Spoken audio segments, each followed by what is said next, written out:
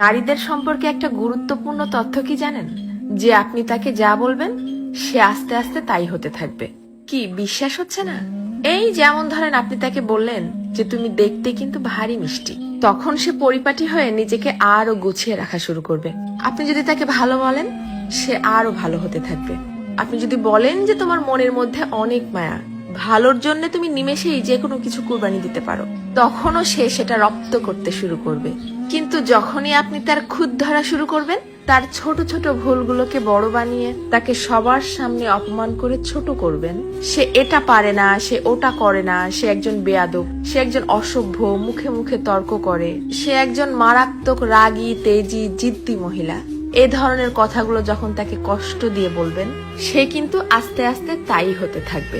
কারণ তখন সে ইতোমধ্যেই জেনে গেছে যে আমার আর ভালো কিছু প্রকাশ করার মতো কিছু নেই।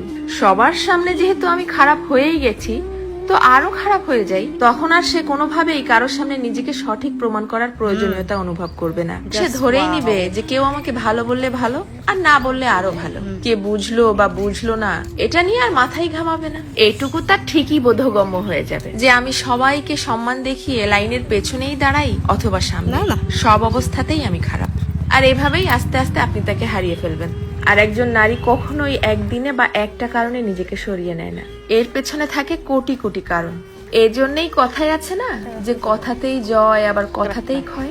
কারো ভুল ধরিয়ে দিতে হয় একান্তে, সবার গোপনে। আর কারো প্রশংসা করতে হয় তাকে সামনে রেখেই সবার সামনে। কারো প্রশংসা করাও কিন্তু একটা মহৎ গুণ, যা মানুষের স্বভাব এবং আচরণকে নিমিষেই পরিবর্তন করতে পারে। মানুষ কথা তো বলতে শিখে যায় 2 বছরে, কিন্তু কোন কথা কোথায় কিভাবে বলতে হবে সেটা হয়তো শেখা হয় না 50 বছরেও।